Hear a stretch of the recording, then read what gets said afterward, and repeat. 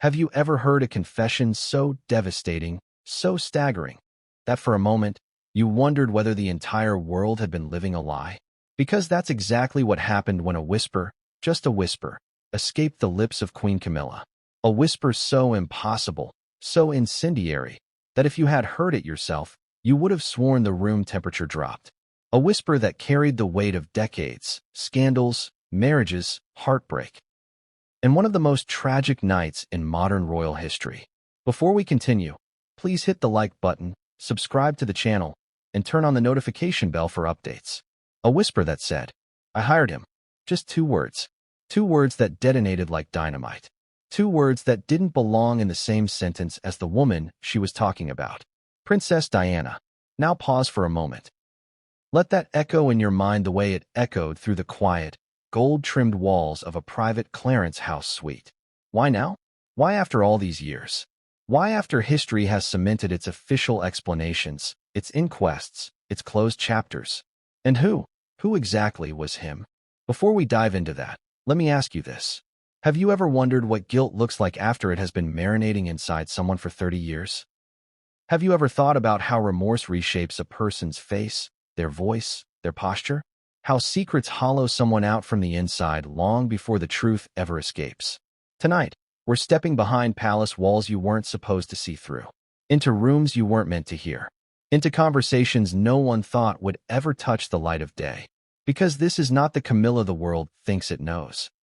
This is not the Camilla who steps out of royal cars with poise, pearls, and carefully practiced smiles.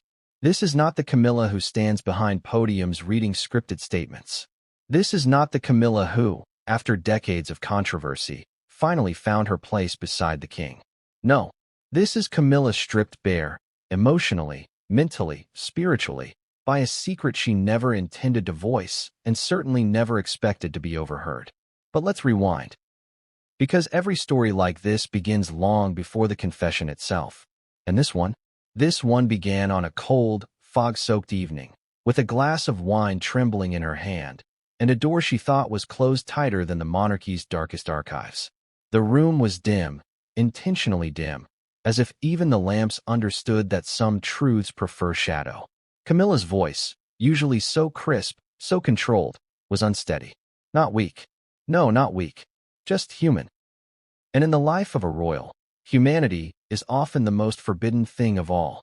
She wasn't speaking for an audience. She wasn't speaking for history. She wasn't speaking to the public, the press, or even the family. She was speaking to herself. Or at least, she thought she was. That's the first twist of the night. She wasn't alone.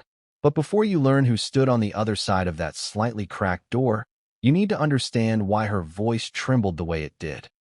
Why her hands shook as they traced the rim of the wine glass. And why, for the first time in a long time, the queen consort looked like a woman haunted.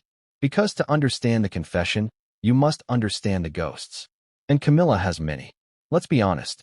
Most people would tell this story through the lens of rivalry. They would say it was always Diana versus Camilla. Light versus shadow. Fairy tale versus scandal. Innocence versus experience. Public adoration versus private loyalty. But that's too simple, isn't it? Real stories, the ones history hides, are never that neat.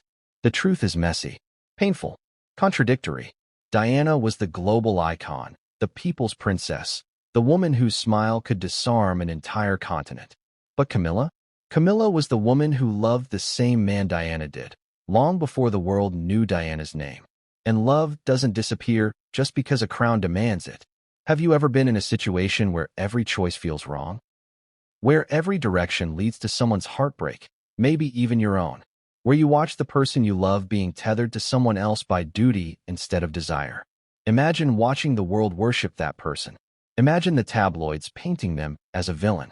Imagine standing decades in the shadows while the world throws roses at another woman's feet. Now imagine that the woman receiving those roses despises you. That's not rivalry. That's pressure. That's emotional warfare dressed in diamonds and tiaras. That's a story no one ever bothered to tell because the world prefers fairy tales and villains, not real humans who bleed. But here's the thing. Pressure unravels people. Secrets distort them. Regret corrodes them. And over time, the line between guilt and paranoia blurs. So when Camilla whispered, "I hired him," she wasn't just admitting something shocking. She was admitting something she had carried in the darkest chambers of her mind for decades, a burden shaped by pain, fear, resentment, obsession, and maybe, just maybe, a warped sense of survival. But let's not get ahead of ourselves. Let's go back to that night. The storm outside had been tapping on the windows in rhythmic pulses, like a quiet warning. Camilla sat alone, or so she believed, revisiting memories she had spent years trying to bury. But guilt is like fog. It seeps in under doors, curls around ankles, rises until you can barely breathe. She hadn't meant to say it aloud. Some confessions are accidents. They erupt when the past becomes too heavy to keep locked away. And this confession? It didn't even start with Diana's name. It started with something far more chilling. He didn't want to do it, but I gave him no choice. Her voice cracked, just once. Then, I hired him. Now, you might be wondering. Was she talking about something else entirely? A different event? Another moment in time? A misinterpreted conversation? Good. Hold on to that question. Curiosity is your compass in this story, because the truth doesn't walk into the room fully dressed. It peeks. It flickers. It hides behind other truths. And Camilla's confession had layers. Layers we're going to peel back one by one. But let me paint you the exact moment her world shifted. As those words left her mouth, she exhaled. Long, heavy, exhausted. It was the kind of exhale people release when they finally surrender to a truth they can no longer outrun. And from the hallway, someone heard her. A shadow paused. A breath hitched. A single step backward made the old floorboard groan. Camilla froze. Her eyes darted to the door. "Is someone there?" she whispered. But there was no answer.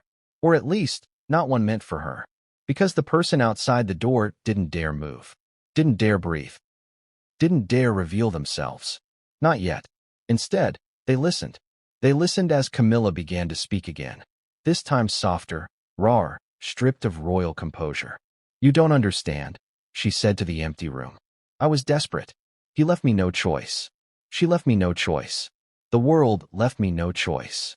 She swallowed hard. "All I wanted was peace. All I wanted was for him to choose me. Was that so wrong?" Her voice drifted. "Was that worth a life?" Then silence.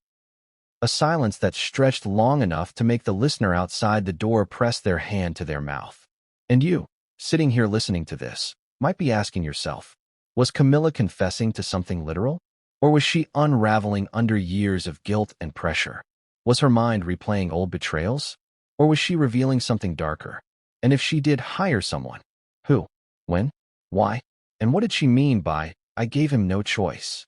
All questions you should be asking. All questions this story will answer. But here's the part that should make you lean in closer. Her confession didn't end there. Because after a few minutes, minutes filled with shaky breaths and trembling fingers, Camilla whispered something even more chilling. "I never thought they'd find out." Now that's the sentence that changed everything. Because they could mean anyone. The palace, the public, the investigators, her family, the press, or someone far closer. Do you see the pattern forming here? Every answer opens two new doors. Every revelation creates two new mysteries. And that's what makes this story so explosive. This isn't about a single sentence or a single confession. This is about the chain reaction that confession set off. Because the person who overheard her didn't disappear into the night. They watched her. They waited. They listened. And eventually, they told someone. Which brings us here. To this moment. To you. To the moment the entire narrative begins to unravel. But before we move into Chapter 1, before we examine who overheard her, what they did next, and how this confession spiraled into a national reckoning, there's one last detail you need to know. A detail the listener noticed as they peered through that narrow crack in the doorway. Camilla wasn't talking to herself. She was talking to a photograph. A single photograph sitting on the table. A photograph of Princess Diana. And here's the part that will send chills up your spine. Camilla's tears weren't falling out of hatred. They were falling out of heartbreak. And that is where everything begins to twist. Because what came next would change everything, and no one saw it coming. Have you ever witnessed a moment so intimate, so raw, so unguarded, that it felt like you were trespassing into the deepest chambers of someone's soul, yet you couldn't look away? That's the energy that fills the very first seconds of this chapter, because as Camilla stood there, tears streaking down her face, the storm clawing at the windows, and Diana's photograph staring back at her like a silent judge, something shifted in the room. Something thickened the air, an emotion that hovered between confession and collapse. And if you're wondering what could possibly happen next, the truth is that the moment was far from over. Because even though Camilla whispered words she had kept buried for decades, the effect of those words hadn't even begun to unfold. Not yet. Because the person standing in the hallway, the one who overheard the confession, wasn't just any palace figure. They were someone with history, someone with access, someone who had their own reasons, dangerous reasons, to stay silent or to speak. But before we reveal that identity, let's sit inside this moment longer. Because Camilla's tears weren't born from triumph or malice. No, they were the tears of a woman strangled by the weight of a life she never fully controlled. Let's be honest. What does guilt do to a person after 25 years? How does a memory, especially one linked to a woman beloved by millions, a woman whose death rocked the world, continue to live inside someone like a serpent wrapping tighter and tighter around the heart each year? Camilla's shoulders slumped as she whispered Diana's name, barely audible, almost reverent, almost apologetic. I never thought they'd find out, she murmured again, her voice cracking. The wine glass in her hand wasn't just trembling. It was shaking so violently you could see the liquid ripple inside like a storm trapped in crystal. And for the briefest moment, Camilla looked less like a queen and more like a prisoner of her own conscience. Now imagine you're the person standing outside that door. Imagine hearing the queen confess something that would detonate public trust, shatter royal narratives, and rewrite the tragedy of 1997 into something far more sinister.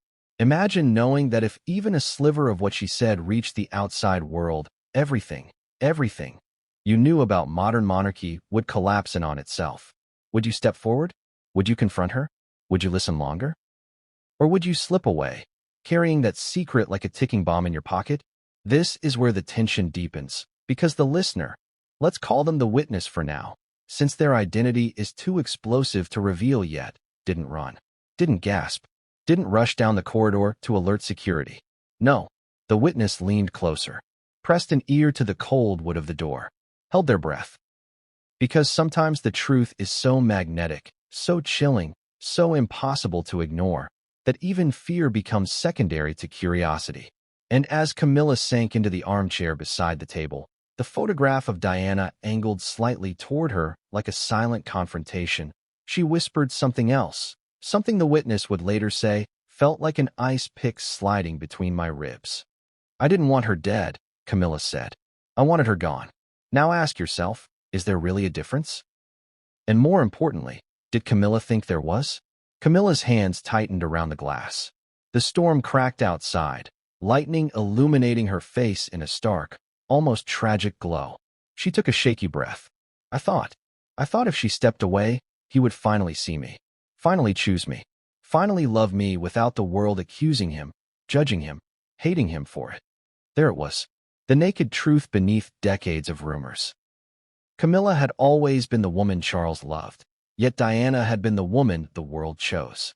And that contradiction, that impossible triangle, had shaped the fate of 3 people, and eventually, the entire monarchy. But here's where things twist. Because after Camilla whispered those words, she reached into the drawer of the small table beside her. Her fingers fumbled with something inside, a folder, perhaps, or an envelope. And when she pulled it out, the witness caught a glimpse of old, yellowed paper. The edges were frayed. The crease in the middle suggested it had been folded and unfolded dozens, maybe hundreds, of times. Documents that live that long in the shadows become artifacts of guilt. Camilla stared at the paper for several long seconds. Her tears dripped onto it. She brushed them away almost angrily, as if emotion were a luxury she no longer deserved. You should never have been part of this, she whispered to the photograph, addressing Diana as though she were standing right there in the room. We were all trapped in a story we didn't write. Now pause. Let's take a moment. Because what kind of document could Camilla possibly be holding? A document she had kept hidden for decades, one she was terrified of anyone discovering. What kind of evidence leaves a queen shaking? What story is she referring to? And why did she say we were trapped?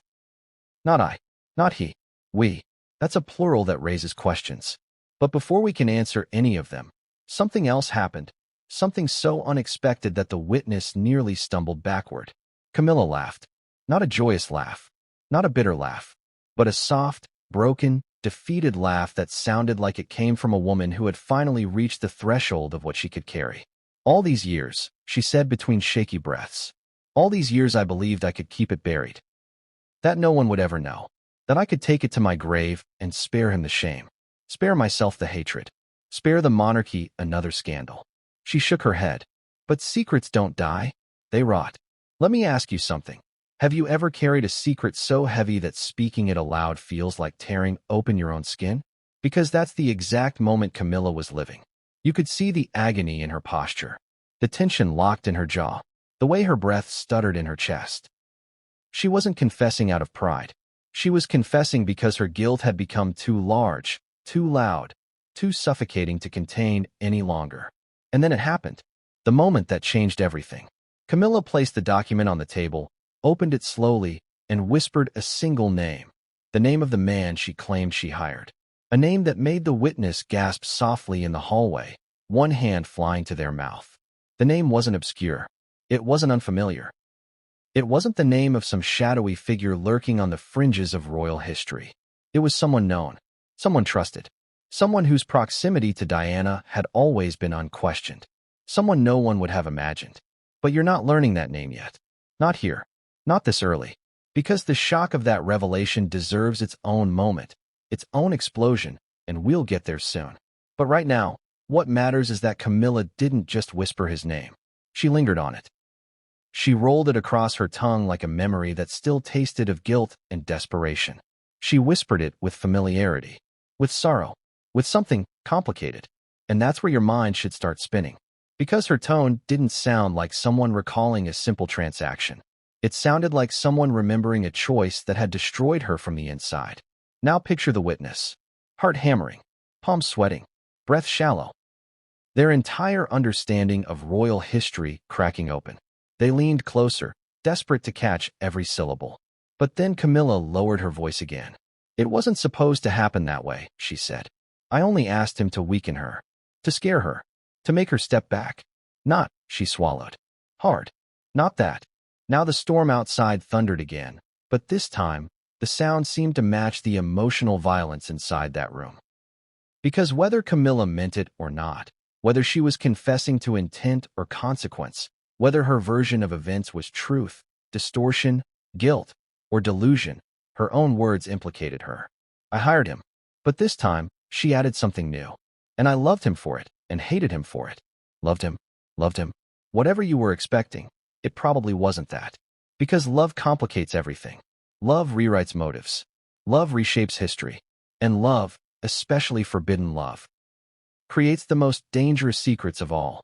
And this is where the story tilts even further. Because the witness suddenly realized something terrifying. Camilla wasn't talking about a hitman. She wasn't talking about an assassin. She wasn't talking about some nameless figure in the dark. She was talking about someone she knew intimately.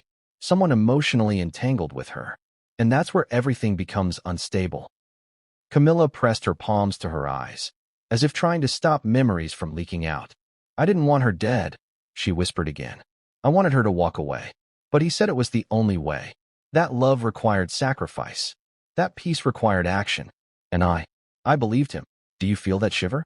That creeping sensation up your spine? Because you should. This is no longer a story about rivalry. It's a story about manipulation. About influence. About power. It's about a woman torn between love and guilt, between desire and consequence, between the person she loved privately and the person the world forced her to be publicly. And just when the witness thought they had heard enough, just when they thought they couldn't bear another word, Camilla said something so devastating, so explosive, that their knees nearly buckled. It was my fault, she whispered. But it wasn't my plan. And that is where everything breaks open. Because if it wasn't her plan, whose plan was it? Who orchestrated the rest? Who twisted her intentions? Who used her fear, her jealousy, her desperation to advance something darker? The witness leaned closer. Camilla took another trembling breath. And with a voice so faint the witness almost missed it, she whispered, It was him. But she didn't mean the man she hired. She meant someone else. Someone higher. Someone untouchable. Someone whose involvement would shake the monarchy to its core. And that's where this chapter ends. Because what came next didn't just change the story. It detonated it.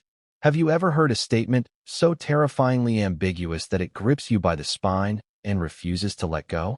That's exactly what it was him sounded like in the dim quiet of that room. Not a confession, not an accusation. Something in between. Something dripping with history, power, and danger. And the witness, pressed breathless against the door, felt their heart slam against their ribs because the way Camilla emphasized that single word, him, didn't sound like she was referring to the man she claimed she hired. No, her voice carried a different weight, a deeper fear, a deeper familiarity. This wasn't the whisper of someone exposing an accomplice. It was the whisper of someone naming a puppet master, someone above her, someone she once thought unshakable. And as thunder cracked outside, shaking the window panes, the witness realized with cold certainty, Camilla wasn't just unraveling, she was rewriting the truth. But before we reveal who him could possibly be, we need to understand the emotional labyrinth Camilla was descending into. Imagine carrying a secret this enormous for decades, a secret that mutated inside you like a living creature, feeding on guilt, fear, regret, and the slowly accumulating weight of time. Secrets don't stay still. They evolve. They warp your memories. They twist your perceptions. They turn you into someone else. And tonight, in that dimly lit room, Camilla wasn't speaking like a queen. She was speaking like a woman tortured by a story she never stopped reliving. Over and over, year after year, a story that belonged to more than just her. She wiped her tears with the back of her hand, but it did nothing to hide the tremor in her fingers. It was him, she whispered again, and her voice cracked like thin glass under pressure. It was always him. He knew. He decided. He pushed. I just agreed. For a moment, she seemed to fold in on herself, shoulders collapsing as if the confession pulled her body downward. And here's where the contradiction hits hardest. Camilla wasn't speaking like someone blaming another person. She was speaking like someone blaming herself for believing that person. Someone who had put her trust in a man who used her vulnerability as leverage. Inside that trembling breath, the witness heard something else, fear. Not fear of being caught, fear of remembering. And that's the kind of fear that suggests the story is far more complex and far darker than anyone has ever imagined. But let's focus on the word she used, him. Ambiguous, loaded, dangerous. Could she be talking about Charles? Could she be talking about a royal advisor? Could she be talking about an intelligence official? Or someone outside the palace walls, someone with influence, money, motives? This is where the line between guilt and manipulation begins to blur, because Camilla's next words stripped away any illusion that she had been the sole architect of what she believed happened.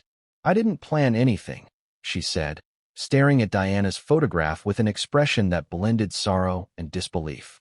I only said what I felt. I only said I needed her gone. I never imagined he would take it literally. Now let that sit with you for a second. Camilla wasn't confessing to initiating an action.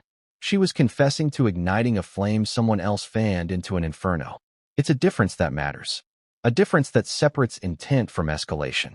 And yet, her heart still carried the guilt. Because sometimes guilt doesn't care about the technicalities. Sometimes guilt only cares about the words you spoke aloud and the consequences you carry in your chest long after. The witness leaned in closer, heart pounding so loudly they feared Camilla might hear it through the door. But she remained oblivious to anything except the weight of her own memories. She lifted the old paper again, the yellowed page trembling between her fingers. Then she traced a single line written near the top. A line that clearly meant something, even if the witness couldn't see what it said. He told me not to worry, she whispered.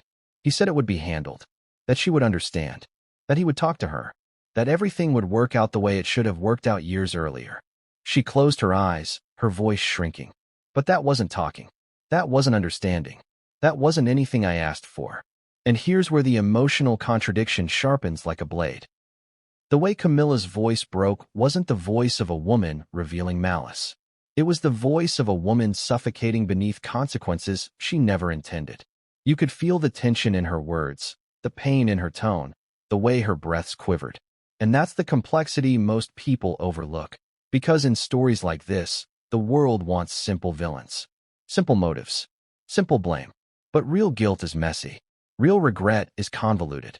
Real emotional collapse defies clean narratives. Camilla wasn't just mourning Diana.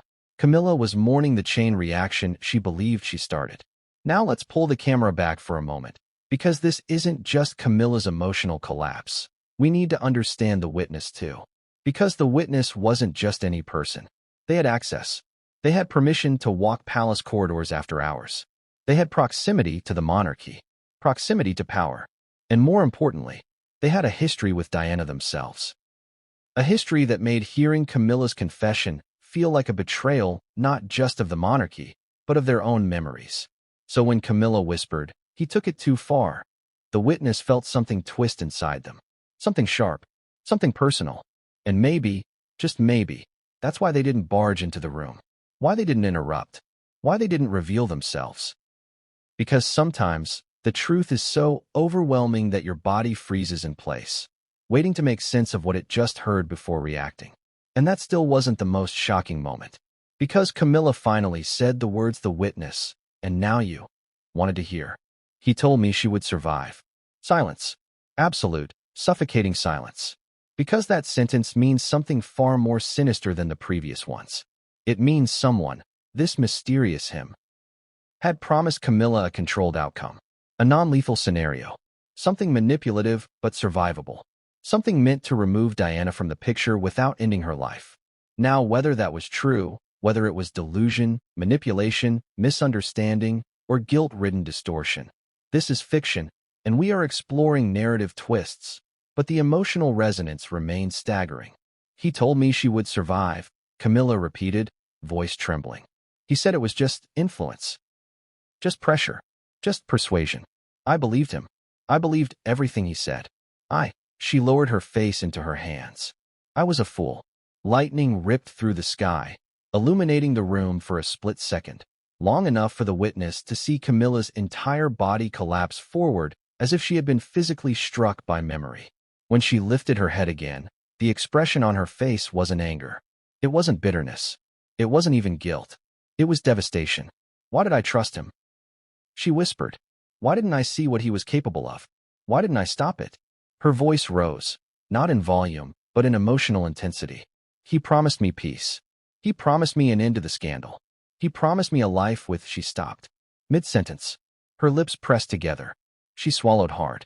Because the next word was too dangerous to speak. Too loaded. Too revealing.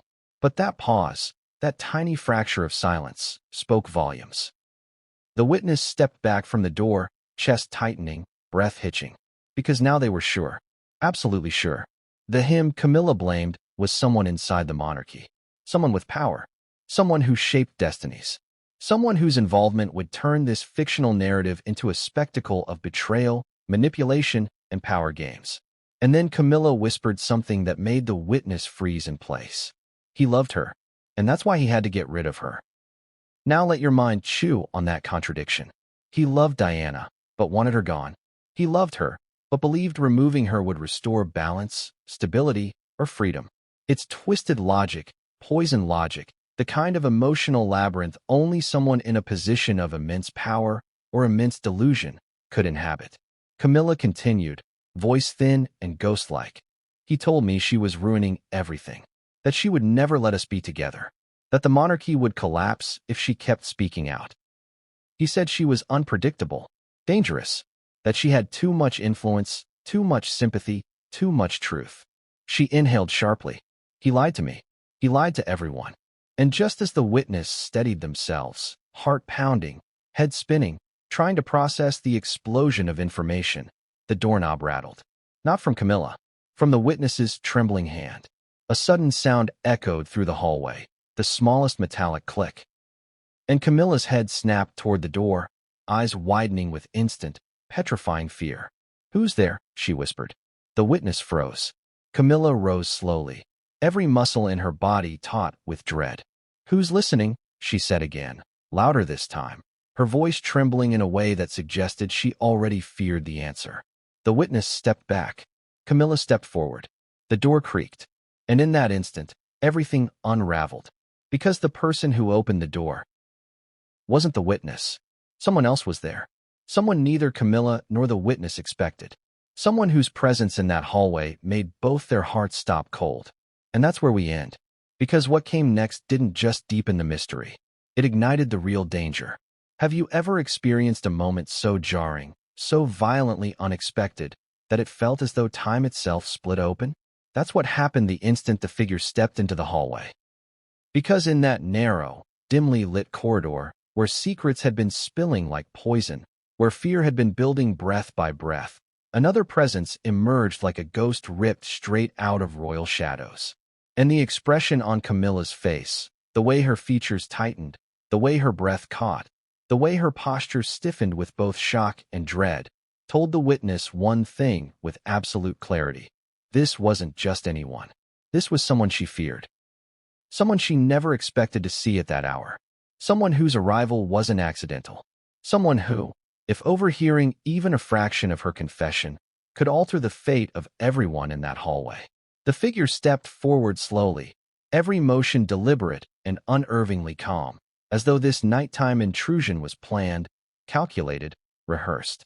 Their silhouette was sharp against the faint corridor light, and for a moment, just a moment, you couldn't tell whether they were smiling or simply wearing the kind of expression that people in power perfect over decades. Controlled, unreadable, chillingly neutral.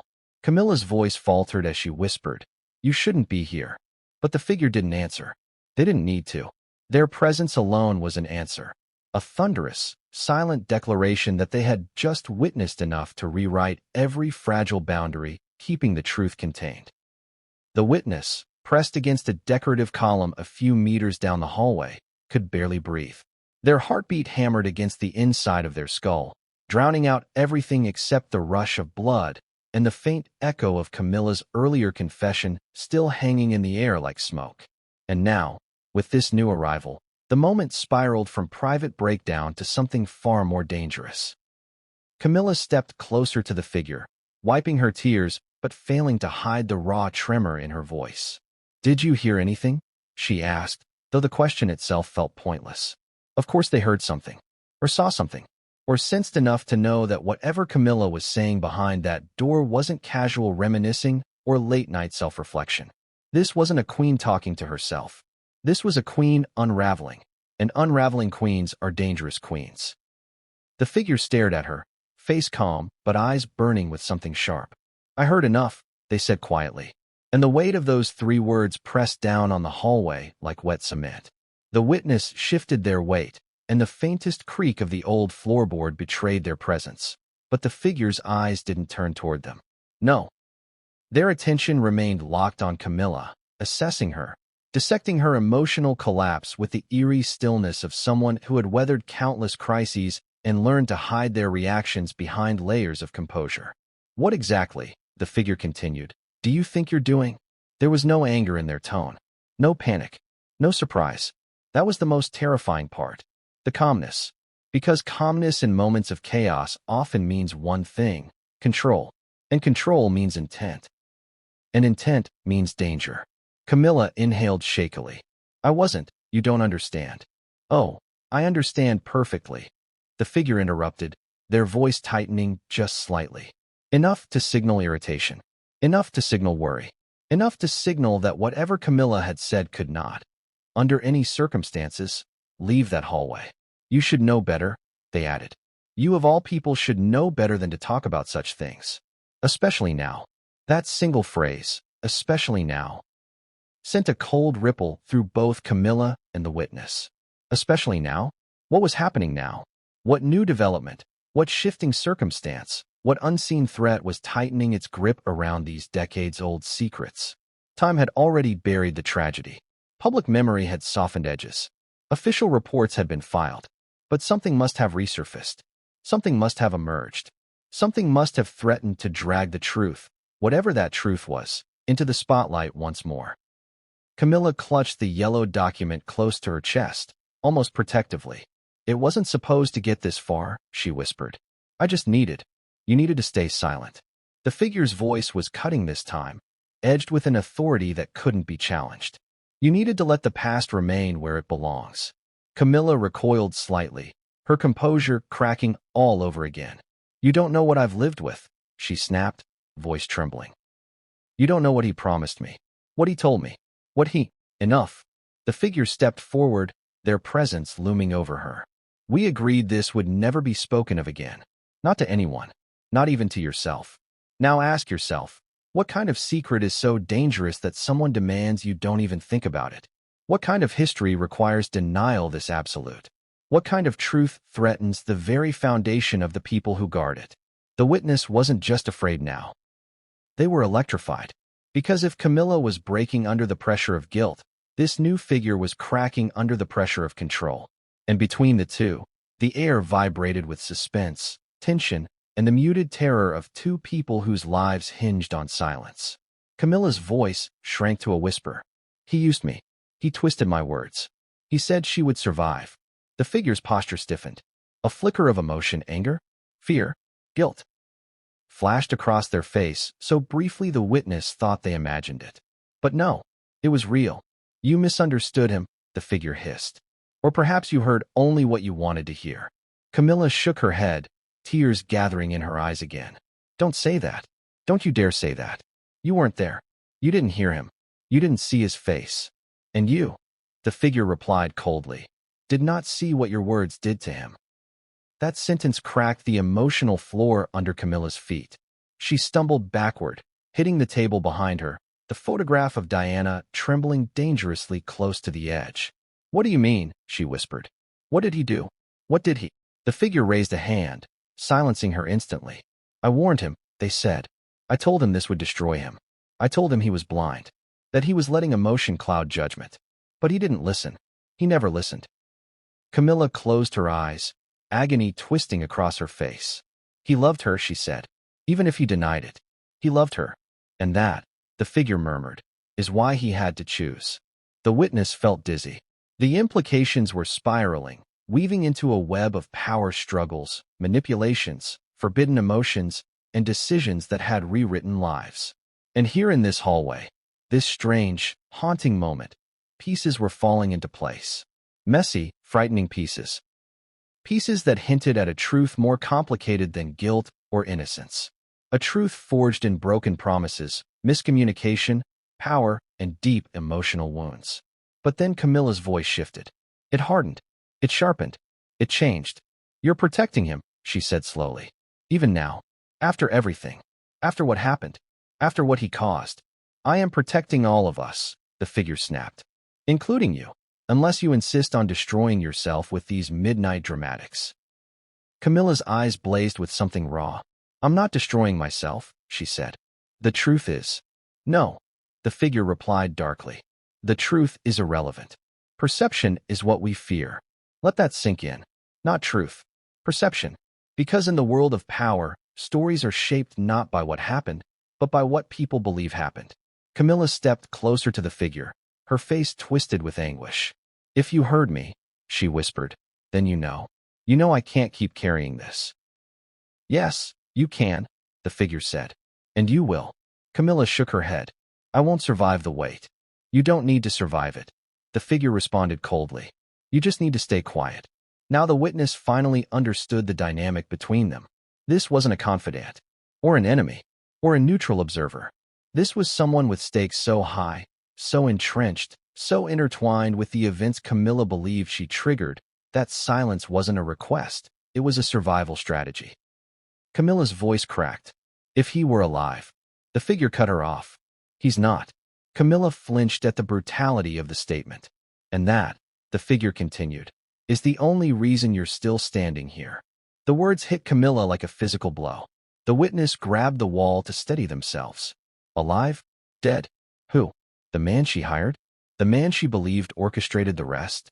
The man she said she loved and hated? This apparition in the hallway wasn't answering anything. They were deepening the fog. But then, just when you thought the tension couldn't stretch any tighter, the figure stepped closer to Camilla, leaned in, and whispered something so quiet, so chilling, so final, that the witness strained every nerve just to catch a single syllable. Do not, the figure said, mention his name again. Camilla's eyes widened in terror. Because the figure wasn't protecting the monarchy anymore. They were protecting themselves.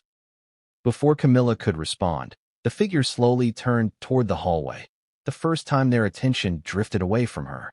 Their eyes scanned the shadows. Their gaze crept toward the witness's hiding place. And for one agonizing second, the witness thought they were discovered. The figure stepped forward.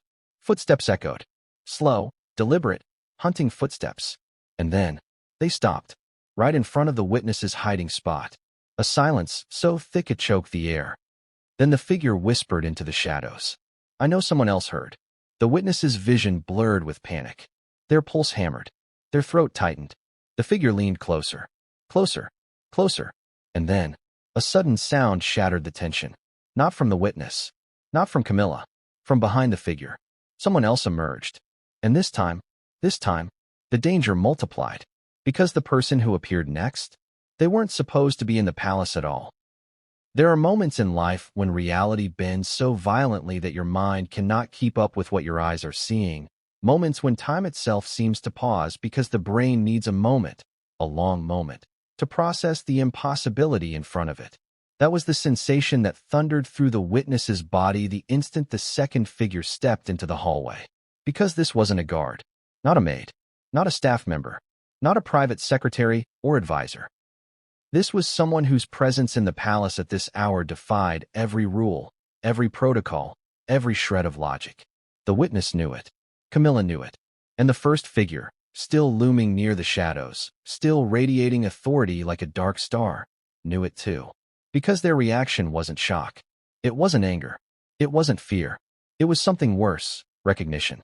Recognition laced with dread. The newcomer stepped forward with a confidence that didn't match the secrecy of their arrival. Their silhouette tall, shoulders squared, posture composed in a way that suggested they weren't trespassing. They were returning. The corridor lights cast a dim halo around them as they moved toward the confrontation, and the witness, stunned into stillness, felt the temperature of the entire hallway drop. Camilla's breath hitched sharply. Her hand flew to her chest.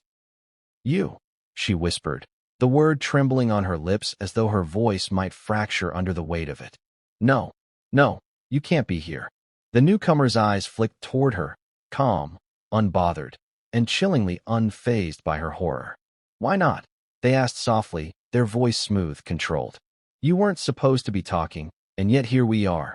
Their words floated through the air like smoke, leaving an acrid aftertaste of danger behind them. Camilla staggered backward until her hip bumped the edge of the table, rattling the wine glass and bringing the photograph of Diana dangerously close to toppling over. Everything about the scene felt fragile, emotionally, physically, psychologically. One wrong word would shatter everything. The first figure, a person of power, influence, and lethal calm, finally spoke. How long have you been here? They asked, their tone stripped of pretense, revealing a flash of genuine alarm beneath the smooth exterior. It was subtle, but it was there, and that alone told the witness something crucial. The newcomer wasn't merely unexpected. They were dangerous, a threat not just to Camilla's secret, but to the entire network of people trying desperately to keep that secret sealed.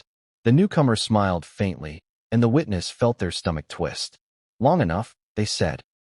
Then they turned to Camilla, their expression softening. Not with kindness, but with the chilling tenderness of someone who knows exactly which emotional buttons to press. You shouldn't have said his name, they whispered. Not here. Not tonight. Not ever. Camilla shook her head, tears welling again. I didn't, she insisted. I didn't say it out loud. I only. But you thought it, the newcomer whispered, taking another step forward. And that's the problem. The witness's chest tightened because this wasn't how rational people spoke. This was the language of conspirators drowning in paranoia, the language of individuals who believed their secrets were alive, listening, hungry for daylight.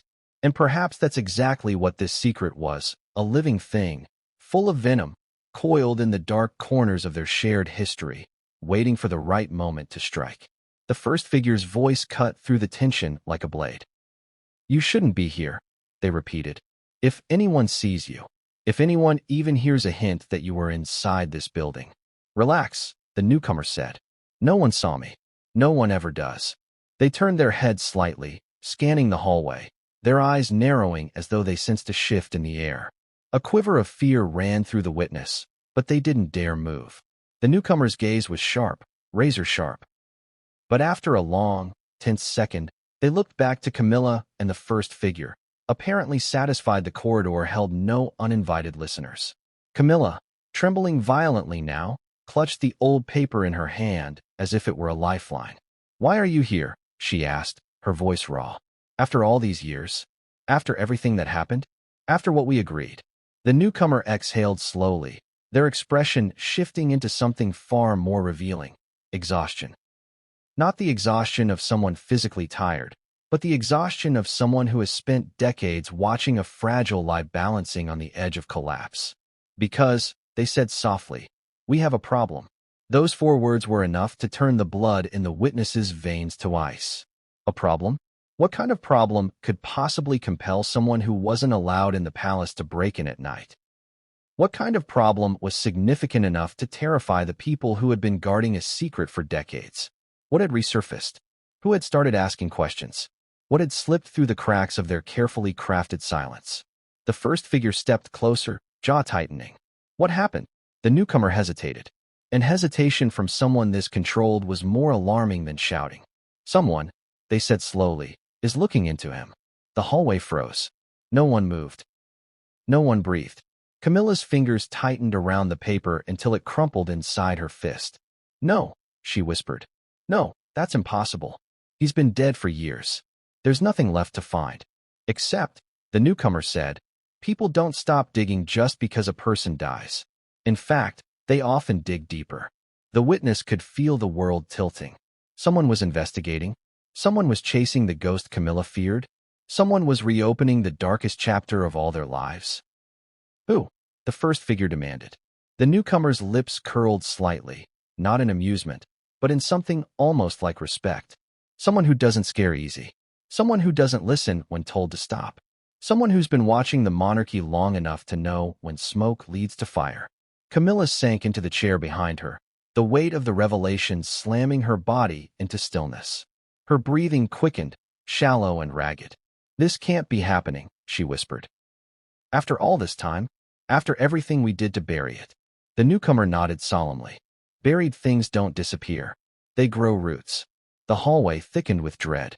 Even the storm outside seemed to quiet, as if listening. Then the first figure asked the question the witness had been screaming internally since the chapter began. What exactly did they find? The newcomer hesitated again, but only for a moment. Then they reached inside their coat and pulled out a small envelope, worn at the edges, creased from handling. They placed it on the table in front of Camilla with a delicacy that contrasted terrifyingly with the tension in the room. "This," they said, "was delivered anonymously to a journalist 2 days ago." Camilla stared at the envelope like it was ticking. The first figure's face hardened. The witness, straining to see from their hiding spot, caught only the faint outline of the envelope's shape. But even that was enough to feel the gravity of it. "Open it," the first figure ordered. Camilla's hands shook as she lifted the flap. She pulled out a single sheet of paper. Her eyes scanned it, and in an instant, every drop of color drained from her face. Her voice was barely a whisper. This is his handwriting." The witness felt the floor tilt beneath them. The dead man. The man Camilla believed she hired. The man who supposedly twisted her words. The man who took it too far. The man the first figure said wasn't alive anymore. His handwriting. On a letter sent to a journalist. 2 days ago. Impossible. The newcomer nodded grimly. "It's been authenticated." Camilla shook her head violently. No. He's dead. You said he was dead. You said. "I said what you needed to hear," the first figure snapped. "And maybe I was right. Maybe he is dead. Maybe this is old. Maybe someone found it." The newcomer lowered their voice. "Or maybe he's not." A silence, so thick it felt suffocating, swallowed the corridor whole. Camilla's breathing went shallow, panicked. "If he's alive," she whispered, "then everything he did, everything I said, everything I believed, changes," the newcomer finished. The first figure stepped back, rubbing their temples. Where did this come from? What else do they know? What are they planning? The newcomer shook their head. "We don't know yet. But whoever sent this isn't finished." Camilla suddenly pressed her hands to her face, her voice breaking apart. "Oh God, he's coming back. He's coming back for me. He's coming back for all of us." The newcomer crouched beside her, voice low. "Maybe. Or maybe someone wants you to think he is." And that possibility, someone impersonating the dead man, was almost worse. Because impersonation means intent. Intent means planning. Planning means exposure. The witness felt their pulse spike. Because if this letter existed, if someone was resurrecting the ghost of a man whose name Camilla feared to speak, then the net was tightening around all of them. The envelope trembled in Camilla's shaking hands. "What do we do?" she whispered. The newcomer replied, "We find out who sent it." "And if it was him?" Camilla asked, her voice trembling like a faulty violin string. The newcomer stood up, their expression turning dark. "Then we finish what we didn't finish." The witness's stomach dropped. Finish what they didn't finish? This wasn't confession anymore. This wasn't regret.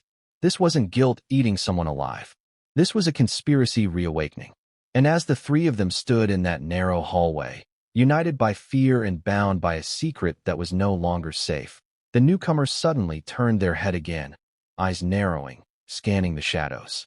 Their gaze locked dangerously close to the witness's hiding place. They took a step forward, another step, another, and then their eyes widened. They saw something, someone. The witness froze, and the newcomer's voice sliced through the silence. "We're not alone. There are moments in life where your body reacts before your mind can even form a thought. Moments where instinct takes over, animalistic and primal, screaming for survival before logic has a chance to intervene." That was the sensation that flooded the witness the instant the newcomer's eyes narrowed in their direction, the instant the words, "We're not alone," ripped through the tension-thick hallway and sent shockwaves of fear vibrating through the air. Every muscle in the witness's body clenched.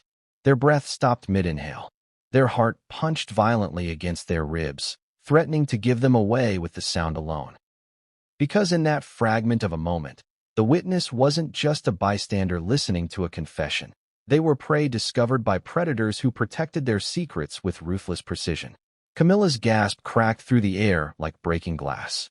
The first figure spun sharply toward the shadowed corner, posture low, tense, coiled like someone ready to lunge. The newcomer took a slow, dangerous step forward, and the witness could swear the temperature in the hallway plummeted as their footsteps approached. The corridor's dim lights flickered overhead, casting long, trembling shadows that distorted every shape on the walls. The witness pressed deeper into their hiding spot, every inch of their body trembling, their mind racing through a million thoughts at once. Should I run? Should I speak? Should I pretend I heard nothing? But none of these thoughts felt safe. Not with these people. Not with this level of secrecy. Not with the chilling determination radiating from them. Then something unexpected happened. Not a sound, but a shift. A subtle shift in the newcomer's expression as they reached the edge of the corridor and stopped. Their gaze sharpened as though calculating something unseen. They leaned forward slightly, their eyes narrowing at the space where the witness hid. The entire world seemed to shrink into that one moment, into that single gaze, into that razor-thin boundary between discovery and survival. But then, just as the witness felt the last thread of hope snapping in their chest, the newcomer straightened up slowly and said, "Someone was here, just not anymore." Relief washed through the witness's body so suddenly it almost made them collapse. The newcomer took one step backward, still scanning the shadows, but the threat eased. Just enough for the witness to breathe, but not enough for them to feel safe. The first figure, however, wasn't convinced. They moved forward, sweeping their gaze along the walls with the cold precision of a predator verifying that the prey had fled. "You're sure?" they asked, their tone edged with skepticism and simmering fury. "You sounded certain someone was here." "I'm certain someone was listening," the newcomer replied. "But not now, whoever it was." The moment they realized they were discovered, they slipped away. Quiet, fast, experienced. Could be staff, could be an intruder. Their tone made it impossible to tell whether they meant the words literally or if they were tracing the outline of a far more disturbing possibility, that someone already knew too much. Camilla looked as though she might faint. Her face had drained of color, her lips trembling, her eyes darting back and forth as if expecting someone to leap from the shadows. "If they heard anything," she whispered, "we're all finished." The newcomer turned to her slowly, their gaze cold and unyielding. Only if they talk. And if they do? Camilla asked, voice barely audible. The first figure answered this time, stepping forward with the calmness of someone who had made impossible decisions before. Then we find them, they said quietly. And we silence them. The witness's blood ran cold. This wasn't metaphor. This wasn't hyperbole. This wasn't a threat to be taken lightly. These people weren't just protecting a secret, they were enforcing it. Actively. Ruthlessly. That realization struck the witness like a blow to the chest. This wasn't just overheard guilt and paranoia. This was a living conspiracy, a breathing machine built on secrecy and self-preservation. And the witness wasn't a spectator anymore. They were a target. But there was no time to escape. No time to slip away before the three inside the hallway resumed their conversation. The first figure's voice softened, but not with kindness. With calculation. We need to know who sent that letter, they said, glancing toward the envelope on the table, still trembling slightly from Camilla's shaking hands. And we need to know if they plan to send more. The newcomer nodded. I've already taken steps. Our contact inside the newsroom is monitoring the journalist. They haven't opened the envelope yet. Or so they claim. Camilla clutched her arms around herself, her entire body trembling. Why would they send the letter to a journalist? Why not confront us? The newcomer gave her a long, unreadable look. Because confronting you would put them at risk. Sending evidence to a journalist, anonymously, puts you at risk. Camilla swallowed hard. But why bring up his handwriting?